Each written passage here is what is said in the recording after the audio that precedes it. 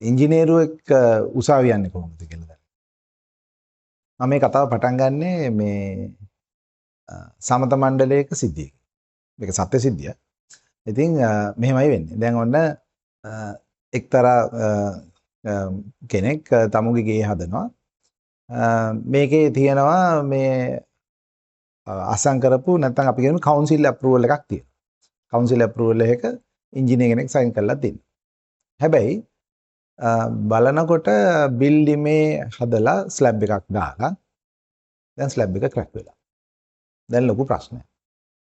දැන් මේකේ දැන් මේ ගෙදර අයිති එක්කෙනාට ලොකු ප්‍රශ්නයක් එනවා. දැන් එයාට ඕන වෙනවා දැන් මේක ගැන මේකේ ඇත්තම තත්ත්වය දැනගන්න. නැත්නම් එයාට ලොකු ප්‍රශ්නයක් ඇවිල්ලා එයාට උපදේශක දුන්න නැත්නම් එයාට උපදේශනේ හම්බෙච්ච තැන ඉඳලා ප්‍රශ්නයක් එන්න ගන්නවා. ඇයි මගේ මේක උනේ? මම මේ ඉංජිනේරුවෙක් මගේ කවුන්සිල් එකත් සයින් කරලා තියෙනවා. හැබැයි මගේ ස්ලැබ් එක ක්‍රැක් වෙලා.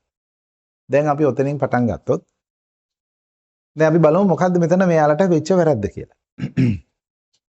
දැන් මම හිතන්නේ මේක ගොඩක් මේ අපේ සමාජය ඇතුලේ තියෙන මේ තේරුම් ගැනීමක් නැත්තම් වැරදි අර්ථකථනයක් කියලා තමයි මට මේක කියන්න වෙන්නේ. කවුන්සිල් ඇප්‍රූවල් එකක් කියන එක අපිට තියෙනවා ගන්න මම හිතන්නේ අපි හැමෝම දන්නවා කවුන්සිල් ඇප්‍රූවල් එකක් ගන්න තියෙනවා ගයක් හදන්න කලින්. එතකොට මේක තමයි ගයක් හදන්න හම්බ වෙන මේ පළවෙනි අපි හිතමු ලයිසන් එක කියමු. ලයිසන් එකක් වගේ. දැන් එතකොට දැන් බොහෝ වෙලාවට මේ අපේ මම හිතන්නේ අපේ සමාජය සහ අපි එදිනදා අපි ගනුදෙනු කරන ගොඩක් අයට මේක හම්බෙච්ච ලයිසන් එකක් කියලා අර අපි හිතමු වාහනයක් හම්බුණා පදවන් ලයිසන් එකක් හම්බුණා වගේ දැන් ගේ හදන්න ලයිසන් එකක් හම්බෙලා තියෙනවා. දැන් ඊට පස්සේ දැන් ගයක් හදන්න තමයි බලාගන්නේ. දැන් මොකද්ද මේකේ තියෙන ප්‍රශ්නේ? ඇත්තටම කවුන්සිල් ඇප්‍රූවල් එක කියන්නේ මොකද්ද? කවුන්සිල් ඇප්‍රූවල් එකක් කියන්නේ මම මේක මටත් වැඩිය හොඳට මේ තව දුරට වැඩි විස්තර කියන්න පුළුවන් මම හිතන්නේ වාස්තු විද්‍යාඥයෝ නැත්නම් ආකිටෙක්ට්ස්ලට. නමුත් දැන් මම මේක කියන්නේ ඇත්තටම මේ ඉංජිනේරුව කොහොමද මේ වගේ ප්‍රශ්නයක ට්‍රැප් වෙන්නේ? එහෙම නැත්නම් මිනිස්සු කොහොමද මේ නැත්නම් අපි ගෙවල් හදන අය කොහොමද මේකට මේක தત્ත්වය තේරුම් ගන්නේ නැත්තේ කියන්නේ. දැන් ඇත්තටම කවුන්සිල් ඇප්‍රූවල් එකක් කියන එක මුලින්ම මම හිතන්නේ හැමෝම අපි තේරුම් ගන්න උත්සාහ කරමු. ඔහොම මේ සරල විදිහට ගත්තොත් අර මම මුලින් ගියා වගේ ලයිසන් එක. ඇත්තට මේ ලයිසන් එකේ මොනවද තියෙන්නේ? එතකොට දැන් කවුන්සිල් එකක් බලනවා කවුරු හරි දැන් ගෙයක් හදන්න යනකොට මේ ඉඩමේ කාටද අයිතිය තියෙන්නේ? මේකට ඇප්රූව්ඩ් සර්වේ ප්ලෑන් එකක් තියනවාද? ඊට පස්සේ මේකට සෝන් එකක්. අපි සෝනල්ස් කියලා කියන සෝන් කියන්නේ මේ සෝන් එකේ සමහර ඒරියාස් තියෙනවා මේ බිල්ඩින් හදන්න පුළුවන්ද එහෙම නැත්නම් ඒක වෙන මොනවා හරි ගවර්න්මන්ට් එක සමහරට වෙන ඩෙවලොප්මන්ට්ස් වලට පාවිච්චි කරනවද නැත්නම් සමහරලාට තියෙනවා අපි ලෑන්ඩ් එකක් තියෙනවා අනාගතේ ළඟ එතන උඩින් නැත්නම් ඒ කිට්ටුවෙන් පාරක් යනවා. එතකොට මේ ලෑන්ඩ් එකේ තැක්වය කරන්න තියෙනවා. ඒ වගේ තියනවද කියලා මම උදාහරණයක් කිව්වේ. ඒ වගේ තියනවද කියලා මේ සොයා බලන එක තමයි කවුන්සිල් එකෙන් කරන්නේ. එතකොට දැන් කවුන්සිල් එක බලනවා මේ ලෑන්ඩ් එක ඕනර්ෂිප් එක හරියද? ඩෙවලොප්මන්ට් එක කරන්න පුළුවන්ද? ඊට පස්සේ තව තියෙනවා නීති රීති ටිකක්. අපි නිකන් ක්‍රීඩාවක් කරන නීති රීති තියෙනවා වගේ. දැන් මේකේ පාරට වීදි රේඛා කියලා කියන්නේ පාරට ඕන කරන ඉඩ තියලාද? බිල්ඩින් එක තියෙන්නේ ලයින් එකෙන් ඇතුළේද? නැත්නම් රියර් ස්පේස් පිටිපස්සෙන් ඉඩ තියලාද? නැත්නම් තව තියෙනවා අපිට තියෙනවා දැන් උදාහරණයක් විදිහට අපිට තියෙනවා නම් පර්චේස් 6ක 7ක වගේ ඉඩමක් ගොඩක් වෙලාවට මේ මම කියන ප්‍රශ්නේ බලපානවා. ඒගොල්ලන්ට හිතනවා ඇයි මට බැරි ලොකු ගයක් හදාගන්න. ඒ මොකද හේතුව ඒවට තියෙනවා ප්ලොට් කවරේජ් කියලා වගේ නීති රීති තියෙනවා. ඒ කියන්නේ ඒ ගෙදරක් ඒ ඉඩමට සාපේක්ෂව හදන්න පුළුවන් පොළොව භූමිය ෆුට්ප්‍රින්ට් එකේ සීමාවක් තියෙනවා. ඉතින් මේ වගේ නීති තියෙනවා. ඒතර තවත් අපි ගත්තොත් සමහරවිට මේ ලෑන්ඩ් එකේ යන්න පුළුවන් තට්ටු ගාන කීයද? එතකොට වතුර නැත්නම් මේ දැන් ස්ටෝම් වෝටර් නැත්නම් වැහි වතුර වගේ ඒවා කොහොමද දාන්නේ? දැන් අලුතෙන් නීති දිනනවා තව මේ රේන් වෝටර් හාවෙස්ටිං නැත්නම් වැහි ජලය එකතු කරන්නේ කොහාටද? මේ නැත්නම් සෙප්ටික් ටැන්ක් සෝකේජ් පිට්ස් තියන්නේ කොහොමද?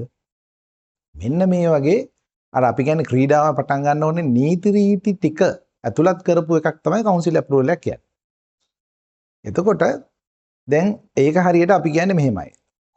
මොකක්ද දැන් මේකේ දැන් අපි බලමු ඊට පස්සේ කවුන්සිල් එකෙන් පස්සේ මොකද වෙන්නේ කියලා. දැන් කවුන්සිල් එකෙන් කියන්නේ ඔයා මොකක්ද හදන්නේ කියන එක. ගෙයක්ද හදන්නේ? ගේ සයිස් එක මොකක්ද? නැත්නම් බිල්ඩිමක්ද හදන්නේ? ඒ බිල්ඩිමේ සයිස් එක. නැත්නම් කොතනද මේ බිල්ඩිම පොසිෂන් කරන්නේ කියන එක තමයි මේ කවුන්සිල් එකේ තියෙන්නේ. දැන් ගොඩක් අය මේක වරදව වටහා ගන්න දේ තමයි දැන් කවුන්සිල් එක දුන්නාම අපිට ලයිසන් තියෙනවා අපි දැන් හදාගෙන යනවා කියලා. ඊට පස්සේ ගොඩක් වෙලාවට වෙන්නේ හැමතිස්සෙම මේක වෙන්නේ නෑ වංගව ඇත්තටම කියනවා නම් මොකද මේ දැන් සාපේක්ෂව ගත්තහම මම හිතන්නේ මේ අපේ රටේ ගොඩක් වෙලාවට යම් ගෙවල් හදන අයට යම් දැනුමක් දැන් ඇවිල්ලා තියෙනවා. අපි කියන්නේ ටැසික් නොලෙජ් වගේ යම් දැනුමක් ඇවිල්ලා තියෙනවා. ගයක් හදනවා නම් මේ අයත් එක්ක අපිට ගනුදෙනු කරන්න වෙනවා. ඉතින් මම මේක ඇත්තටම කියන්න මේ මැසේජ් එක අරන් යන්නේ එක පැත්තක් තමයි මේ පටන් ගත්තා වගේ එක කොටසක් තමයි මම හිතන්නේ මේ ගෙවල් හදන්න ඉන්න සහ පිරිස. ඊට අමතරව සමහරවිට අපේ ෆීල්ඩ් එකේ ඉංජිනේර්ස්ලාත් අලුතෙන් එන ඉංජිනේර්ස්ලාත් මේකේ යම් පණිවිඩයක් මට දෙන්න අවශ්‍ය වෙලා තියෙනවා. එතකොට කවුන්සිල් එකෙන් අපි හදන්නේ මොකක්ද හදන්නේ කියලා. හැබැයි අපි දන්නේ නැහැ කොහොමද හදන්නේ කියලා. මෙන්න මෙතන තමයි ස්ට්‍රක්චරල් ඉංජිනේර්ස්ලා සහ නැත්නම් ඉංජිනේරින් කියන කණ්ඩායම මේකට ඇතුළත් වෙන්නේ. ඒ කියන්නේ මොනවද හදන්නේ කියවට ඒක කොහොමද හදන්නේ කියන එකට ප්‍රශ්නයක් තියෙනවා. එතකොට දැන් අපි ඊට පස්සේ තමයි එන්නේ මේකට ඊළඟ අය ඇවිල්ලා මේක මොන විදිහටද මේක හදන්නේ. මේකට තියෙන ෆවුන්ඩේෂන් මොනවද? මේකේ තියෙන කණු මොනවද වෙයිද? නැත්නම් මේකට ස්ලැබ් දාන්නේ කොහොමද? මේ කියන ආදී වශයෙන් ගොඩාක් විස්තර මේකට ඇතුළත් වෙනවා එතනින් පස්සේ. හැබැයි මේ කිසිම දෙයක් කවුන්සිල් අප්‍රූවල් එක ඉවර වෙනකන් කරගන්නත් බෑ. ඒකට හේතුව කවුන්සිල් එකෙන් තමයි ඔයා මොකක්ද හදන්නේ කියන තීරණය ගන්න. ඒක මොකක්ද කියනකන් අපිට කියන්න බෑ කොහොමද හදන්නේ කියලා. ඉතින් දැන් එතකොට දැන් මේකේ එතකොට දැන් තව එකක් තියෙනවා. බොහෝ වෙලාවට මම මේ තව දෙයක් කියන්නම් මේක මම දැන් වාස්තු විද්‍යාඥයෝ මම නැවත මතක් කරනවා වාස්තු විද්‍යාඥයෝ ඉතාමත් හොඳින් මේක දන්න කාරණයක්. නැත්නම් ආකිටෙක්ස්ලා අපිට මේ ලයිසන් එක අතට හම්බ වුණාට මේ ලයිසන් එකේ තියෙන පොඩි කන්ඩිෂන්ස් දාලා සමහරවිට ඒක ලියුමකින් උත් එනවා. මේකේ අපිට වැසි ජලය කොහොමද දාන්නේ?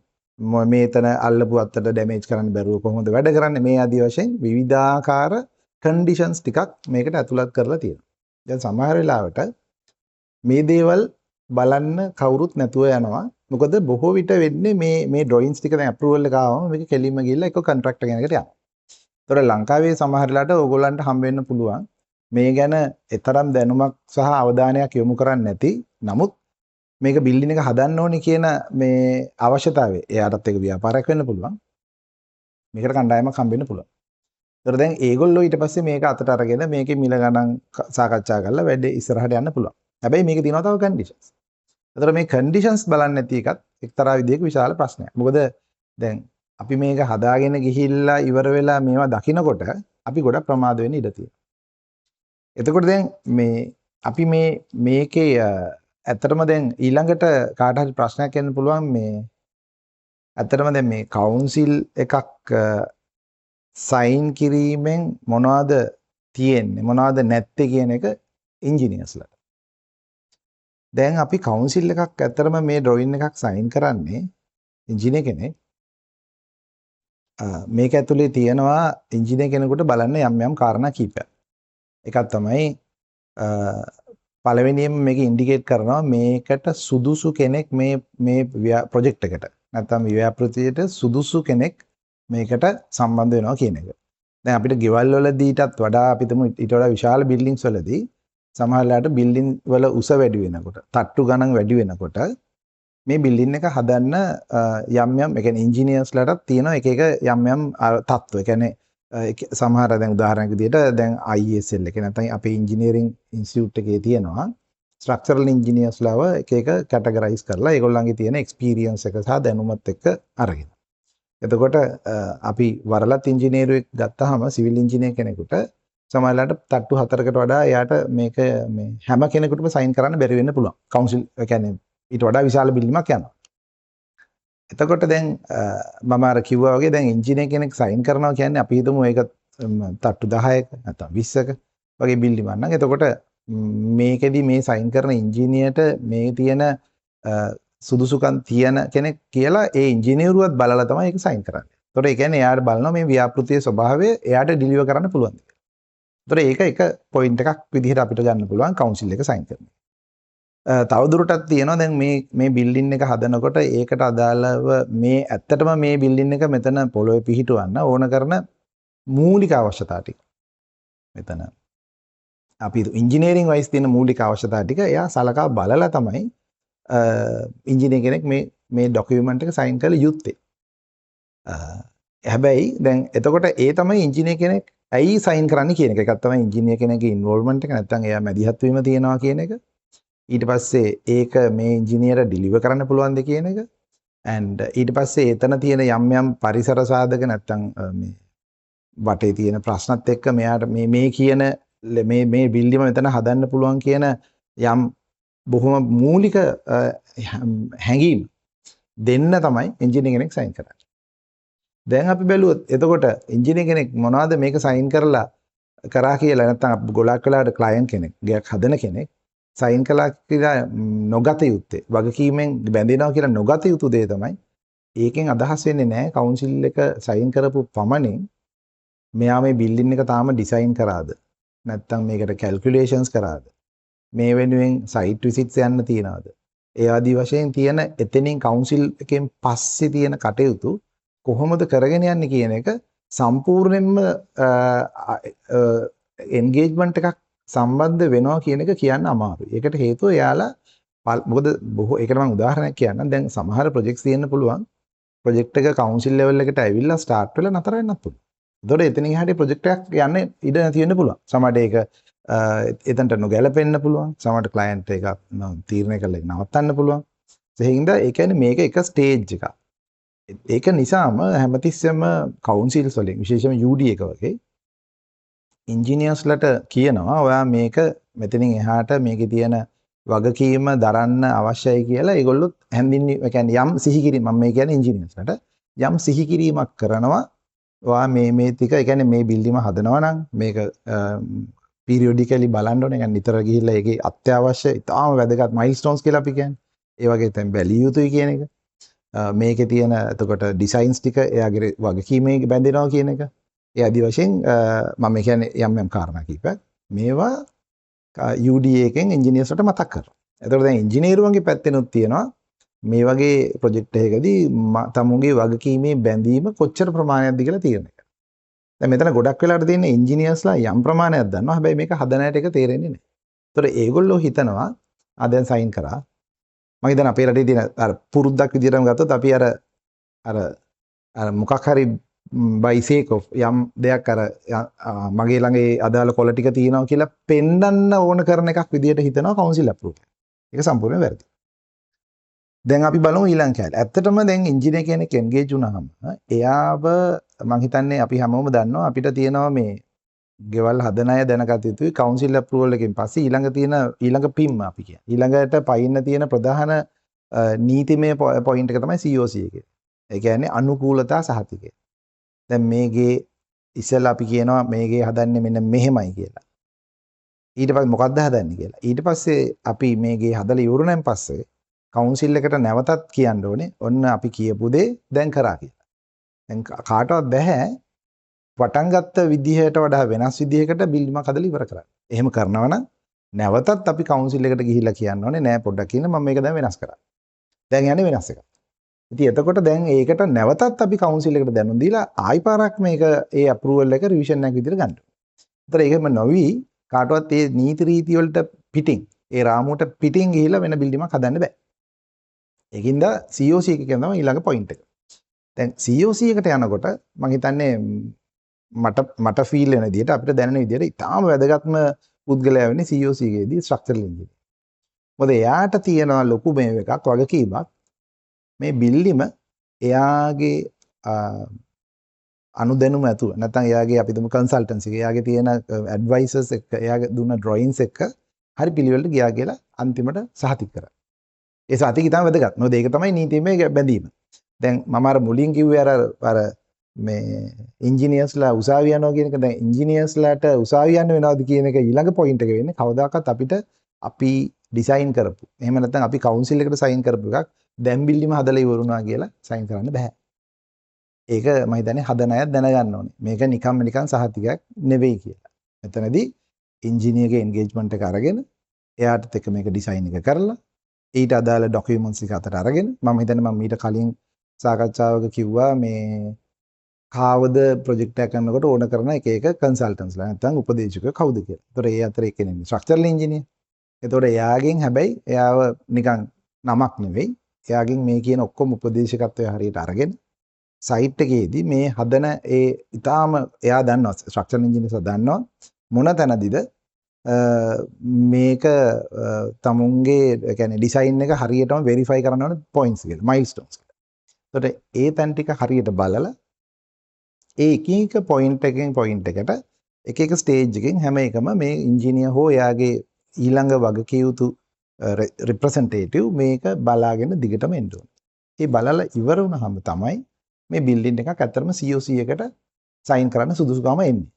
එතකොට දැන් මේ ටික අතෑරලා කවුරු හරි බිල්ඩිමක් හැදුවොත් ඇත්තටම දැන් වෙන්නේ මට කියන්න තියෙන්නේ ඉංජිනියර්ගේ රෙස්පොන්සිබිලිටි නැත්නම් ඉංජිනියර්ගේ එන්ගේජ්මන්ට් එක අරන් නැති ප්‍රොජෙක්ට් එකක් විදියටයි ගන්න. ඒක ලොකු ප්‍රශ්නයක් වෙන්න පුළුවන් එතනට ආවෙන් පස්සේ. මම මේ කියන දේවල් සමහරවිට මේ අහන් ඉන්න අයට තමුන්ගේ පුද්ගලික අත්දැකීම් ඕන තරම් ඇති. සමහරවිට ඒගොල්ලන්ට COC ගන්න බෑ.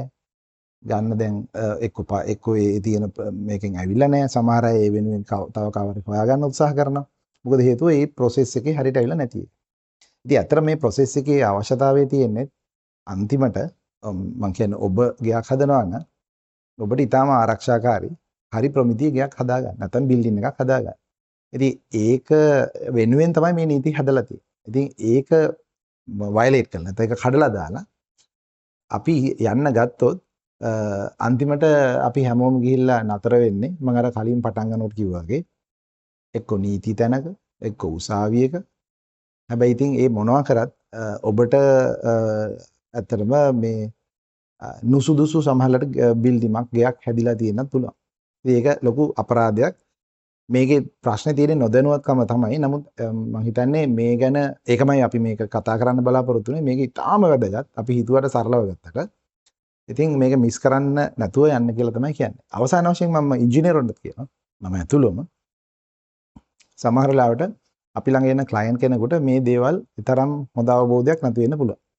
සමහර විට ඒ අයිති මේ අතරම බිල්ඩිම හදන කෙනා හෝ එයාගේ රිප්‍රසන්ටේටිව් ළඟ මේ තියෙන ඔක්කොම තොරතුරු හරියට සමහරවිට අපි ඩොකියුමන්ට් කරත් කවන්නේ කරලා ඒක එයාලට කියවන අපි හැමතිස්සෙම තියෙනවනේ චෙක් එකක් නිකන් දෙනවා වගේ නෙමෙයිනේ අස්සම් කරනකොට ඒකේ බර දැනෙනවනේ.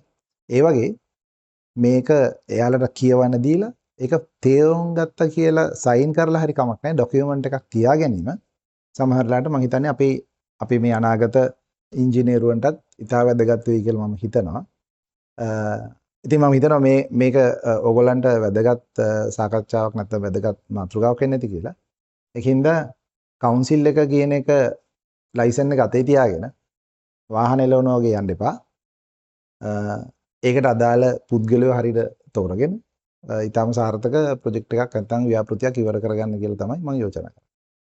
ඉතින් අපි නැවත හමු වෙමු. තව හොඳ ඉන්ට්‍රෙස්ටිං මාතෘකාවක් එක. ඉතින් ඔබට සුබ දවසක් කියලා නැවත ප්‍රාර්ථනා කරමු. අපි නැවත සාකච්ඡාවක හම්බෙමු.